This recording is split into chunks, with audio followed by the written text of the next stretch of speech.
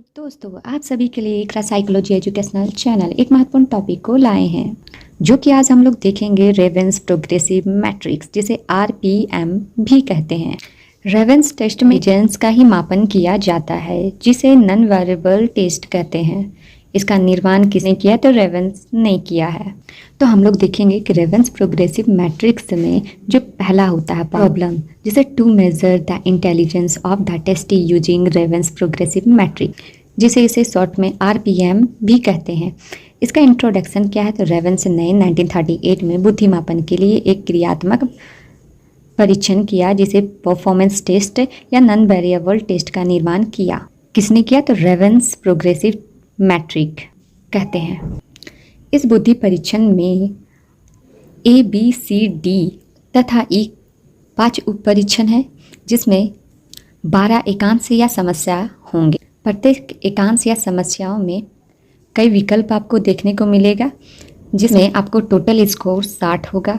प्रत्येक को एक अंक प्राप्त होगा। इसमें एक सही होने पर 1 अंक मिलेगा, गलत होने पर 0 मिलेगा। रेवेंस प्रोग्रेसिव मैट्रिक्स में एक सांस्कृतिक स्वतंत्र परीक्षण है क्योंकि इसका उपयोग सभी संस्कृतियों के बच्चे, वयस्कों तथा बूढ़ों पर किया जा सकता है।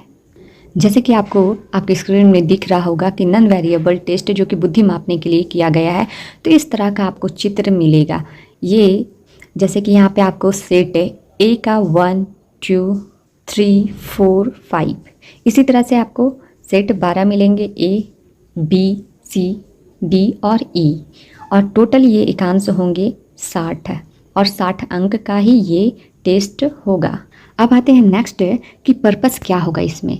तो उद्देश्य यही है कि स्टैंडर्ड प्रोग्रेसिव मैट्रिक द्वारा परीक्षार्थी की बुद्धि क्षमता की जांच की जाएगी। प्रिलिमिनरीज क्या होगी तो उसमें परीक्षार्थी का नाम, आयु, यौन, शिक्षा स्थिति। टेस्ट मटेरियल क्या क्या यूज होगा तो ravens standard matrix booklet use होगा। सेकेंड है आंसर शीट यूज होगा, manual, stop watch, paper, pencil etc. Next है प्रोसीजर। प्रोसीजर में जैसे कि आप लोग पहले भी देखे होंगे प्रैक्टिकल में अगर बनाएंगे तो उसका पहले भी हम बता चुके कि इसका 12 स्टेप होगा। 12 स्टेप को ही लेके आपको चलना है। तो इसका प्लानिंग अब योजना बनाया जाएगा कि इस टेस्ट को करने के लिए क्या क्या योजना बनाई जाएगी। तो सबसे पहले इसमें योजना बनाई गई परीक्षार्थी की बुद्धि मापन की जांच होगी। इसमें 5 सेटों का उपयोग किया जाएगा। प्रत्येक सेट में 12 एकांश का उप परीक्षण होगा। प्रत्येक की समस्याओं को हल करने में लगे समय को लिखा जाएगा। यद्यपि यहाँ समय सीमा नहीं है। कहने का तात्पर्य यह है कि जैसे कि पहले का जो हम बताए थे उसमें समय निर्धारित था 5 मिनट 10 मिनट, लेकिन इसमें सीमा टाइम का लिमिट नहीं है। तो आप अपना टाइम ले सकते हैं और इस 12 एकांश को या उप परीक्षण को आप कर सकते हैं। टोटल हो जाने पर उसका प्रतिशत तथा बुद्धि श्रेणी ग्रेड निर्धारित किया जाएगा। अब अरेंजमेंट ऑफ द टेस्ट क्या है तो टेबल पर परीक्षण सामग्री तथा परीक्षण पुस्तिका, उत्तर पत्र, पेपर, पेंसिल रख कर जाँच कर लेंगे। इसके बाद परीक्षार्थी को आराम से कुर्सी में बैठाएंगे तथा निम्नलिखित निर्देशन देंगे। इसी तरह से उसके पास टोटल 60 एकांश होंगे। सेट ए में 12 है, सेट बी में भी 12 है, सेट सी में भी 12 है, इसी तरह से सेट ई तक जाएगा जो कि टोटल मिला के 60 होंगे आपके पास।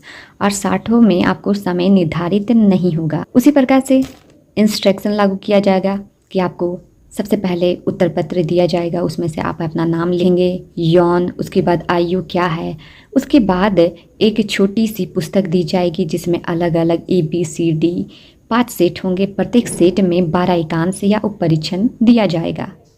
उसमें से आपको जो विकल्प दिए जाएंगे उसमें से एक विकल्प लुप्त होगा जो कि आपको ढूंढना है और उसको उस जगह पर सेट करना है। एक टुकड़ा को जो खाली स्थान को भरा जाएगा।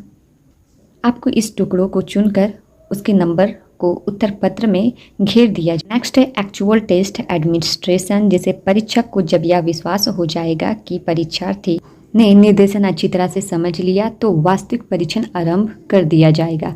उसे टेस्ट कराने के लिए आरंभ संकेत दिया जाएगा, घड़ी को चालू कर दिया जाएगा। परीक्षार्थी ए की समस्याओं का समाधान निर्देशन के द्वारा शुरू कर दिया जाएगा जब वह सभी 12 एकांशों का समस्या अपने तौर पर हल कर लेगा तो विराम घड़ी बंद कर दी जाएगी। इसी तरह से सेट बी में सेट सी, सेट डी और अंत है जो कि सेट ई। टोटल 60 क्वेश्चन होंगे। 60 आपको जब लुप्त जो चित्र है वो आपको सही तरीक़ा से आप पढ़ लेंगे तब फिर स्कोरिंग आपसे वो कि देखकर प्रत्येक सेट के लिए अलग अलग अंक प्राप्त कर लिए जाएंगे। परसेंटेज देखकर, बुद्धि के ग्रेड टेबल देखकर श्रेणी निर्धारित कर लिया जाए। जैसे कि डिज़ाइन ऑफ द टेस्ट, आपको इस तरह से नंबर ऑफ द सीट बनाना होगा। A B C D E है, सभी में नंबर ऑफ आइटम्स कितने होंगे तो 12-12 होंगे। टोटल 60 हुए। टाइम्स टेकन कितना है तो 26। स्कोर्स कितना आया है तो 42 है। ग्रेड क्या, टेबल को देख के ही आपको, और ये टेबल को देख कर ग्रेड टेबल इसे कहते हैं। इसी को देख के और भी एक है वो मैं दूंगी आपको लास्ट में, वो सब देख के ही आपको स्कोरिंग निकालना होगा और कौन सा चित्र में कौन सा सही है सब मिलाकर ही आपको इस टेबल को डिज़ाइन को तैयार करना। ऑप्टेंट स्कोर किस तरह से बनाना है आपको, प्रैक्टिकल कॉपी तो number of the test total कितना है 42 है और टाइम कितना लगा है तो 26 लगा है। इसी प्रकार से रिकॉर्ड सीट भी तैयार करना पड़ेगा। नेम सेक्स इज फिर total score, percentile grade, descriptions. फिर नेक्स्ट है ट्रीटमेंट ऑफ द डेटा। कुल प्राप्त 42 है, वर्ष क्या है तो 20 है। आधार पर टेबल ए के सहारे परसेंटाइल 50 पाया गया है और टेबल बी के सहारे ग्रेड को चूज़ करेंगे जो कि इसमें ग्रेड इसका है औसत से कम पाई गई है, अतः परीक्षार्थी औसत बुद्धि से कम है। और इंटरप्रिटेशन या कंक्लूजन क्या निकलेगा तो उपरोक्त तालिका से यह स्पष्ट हो जाता है कि परीक्षार्थी औसत बुद्धि से कम है। इसी प्रकार से आशा करती हूँ कि जो रेवेन्स प्रोग्रेसिव मैट्रिक्स जो बताई हूँ प्रैक्टिकल कॉपी बनाने में आप लोग को मदद मिलेगा। इसी प्रकार से मिलती हूँ नेक्स्ट वीडियो पे। Bye bye.